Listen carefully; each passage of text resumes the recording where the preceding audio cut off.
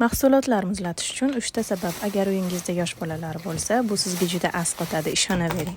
Birinchisi albatta uvolidan tiyilish. Brokoli, kabachok kabi sabzavotlar juda tez yomon bo'lib qoladi. Bolajonlar ham kam miqdorda iste'mol qilishadi. Aynan shuning uchun muzlatib qo'yilganda ulardan uzoq vaqt foydalanish mumkin bo'ladi. Bolalarga uy konservalari 5 yoshgacha mumkin emas. Sabablarini profilimda ushbu aktualniyda tushuntirib o'tganman, albatta ko'rib chiqing.